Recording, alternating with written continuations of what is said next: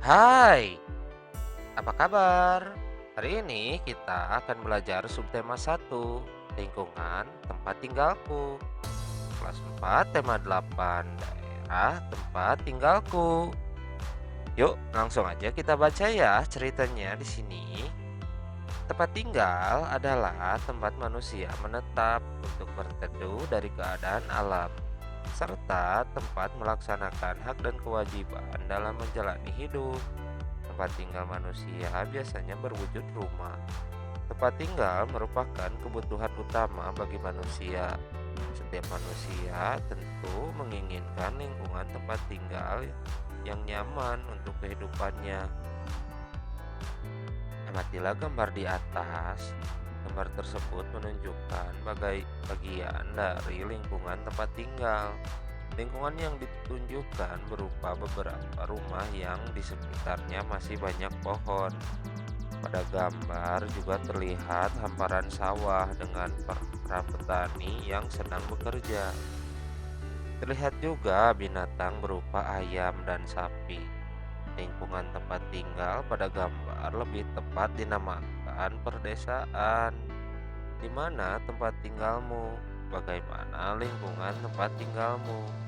Nyamankah kamu tinggal di lingkunganmu? Nah, ayo berlatih. Ceritakan tentang lingkungan tempat tinggalmu. Nyamankah kamu dengan lingkungan tempat tinggalmu? Apa alasanmu? Tuliskan cerita pada selembar kertas, kemudian bacakan di depan teman-temanmu. Yuk, lanjut. Pembelajaran 1.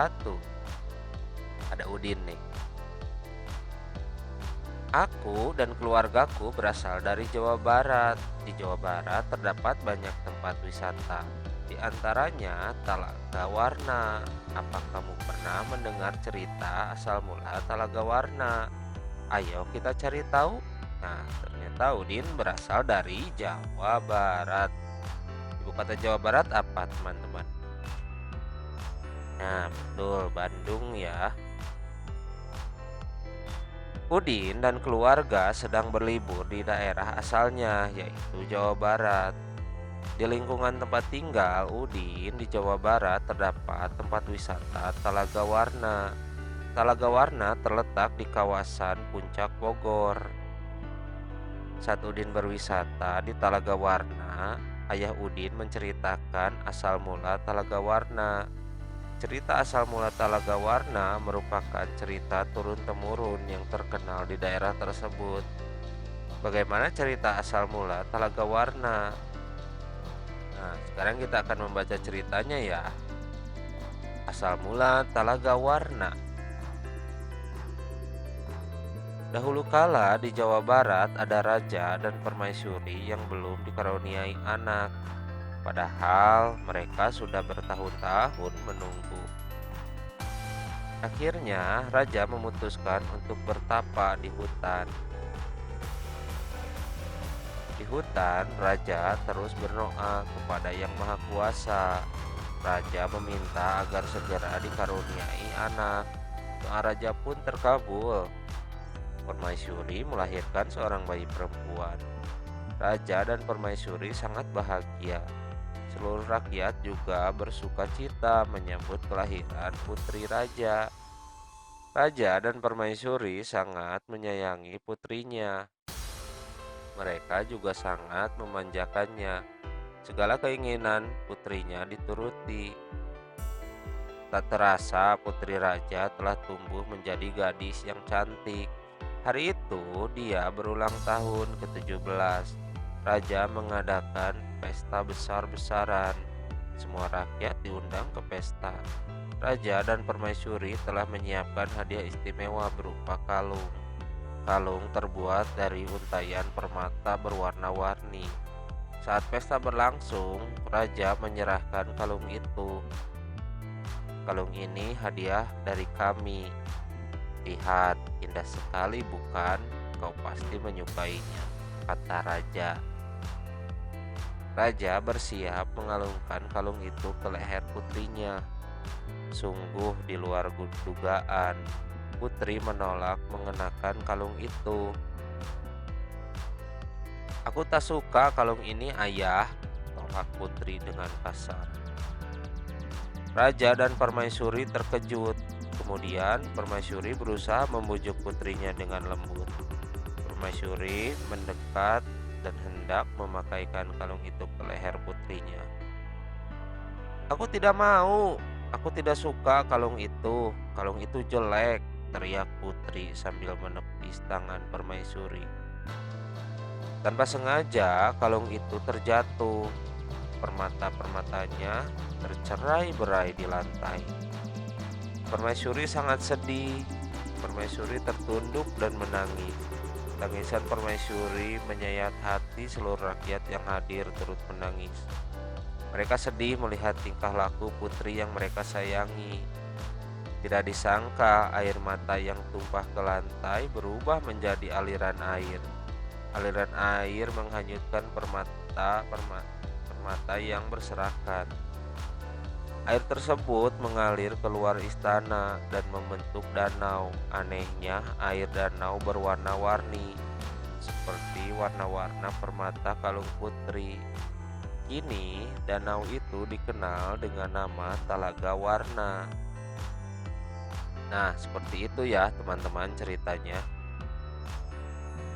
Nah, sekarang jawablah pertanyaan-pertanyaan berikut berdasarkan cerita di depan. Oke, nomor 1. Siapa tokoh-tokoh yang terdapat dalam cerita tersebut? Nah, siapa tokoh-tokohnya? Kita isi ya, sama-sama. Nomor 1, tokoh-tokoh terdapat dalam cerita raja adalah, ini kita isi tokoh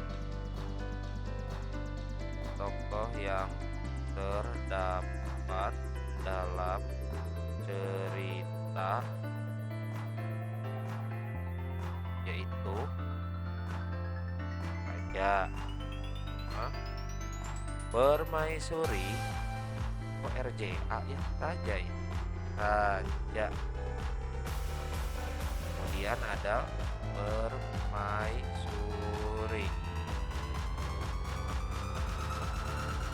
ada putri raja dan rakyat.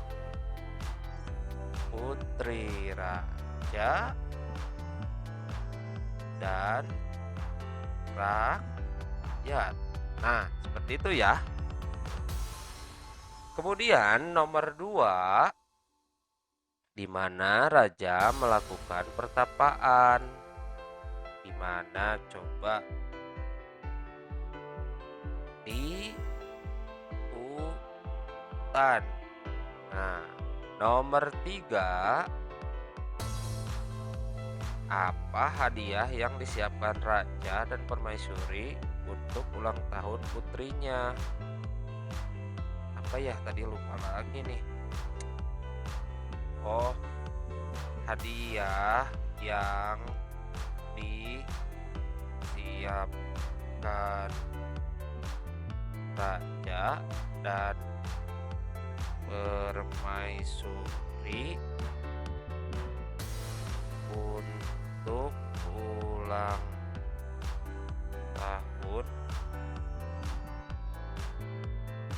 putrinya adalah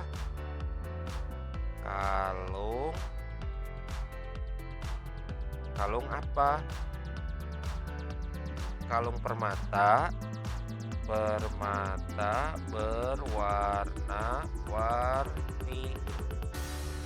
Nah, nomor 4.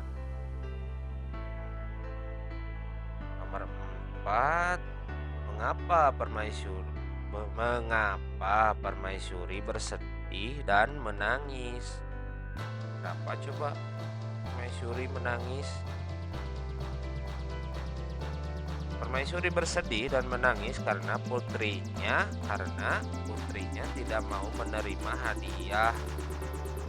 Karena putrinya tidak mau menerima hadiah.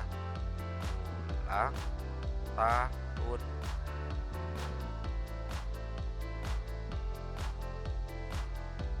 Nomor 5. Bagaimana sifat putri dalam cerita tersebut? Menurut kalian sifat putri bagaimana? Sifat putri dalam cerita tersebut tidak menghargai pemberian orang lain. Tidak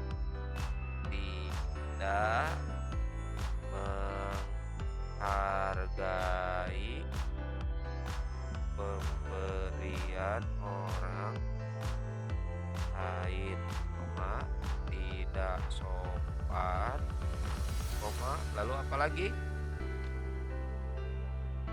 Dan kasar ya. Dan kasar itu merupakan sifat jelek ya teman-teman. Oke, udah diisi ya. Sekarang kita lanjut ke halaman 5. Ayo berlatih. Ceritakan kembali secara lisan dengan menyebutkan tokoh-tokoh yang ada dalam cerita asal mula Talaga Warna. Berceritalah di depan guru dan teman-temanmu.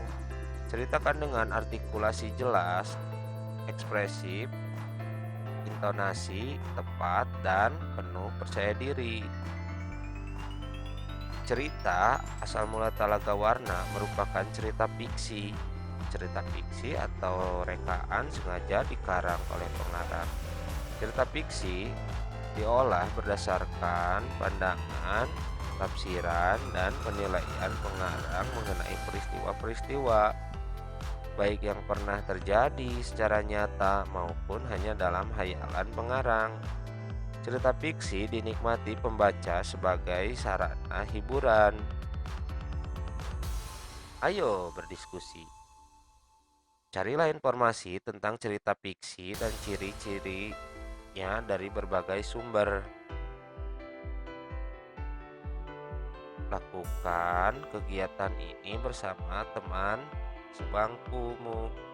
Diskusikanlah informasi yang kalian peroleh, kemudian tulislah informasi yang kamu peroleh. Nah, seperti ini ya teman-teman nih informasinya. Kamu gampang kan mengisinya? Cerita fiksi, ada yang tahu cerita fiksi? Kita coba isi aja ya. Cerita fiksi. Cerita fiksi adalah cerita rekaan atau hayalan pengarang. Contoh ya. Cerita fiksi adalah cerita hayalan atau rekaan pengarang. Nah, itu ya, kalian bisa menambahkan ya. Kemudian, ciri-ciri cerita fiksi seperti apa? Ada yang tahu nggak cerita fiksi seperti apa? Biasanya cerita fiksi kayak, kamu tahu film Superman atau Iron Man itu merupakan cerita fiksi ya. Ciri-ciri cerita fiksi merupakan cerita rekaan atau cerita nyata yang diolah oleh pengarang. Ciri-cirinya ya, merupakan di sini ya, merupakan cerita rekaan atau cerita nyata. Rekaan atau cerita nyata yang diolah oleh pengarang.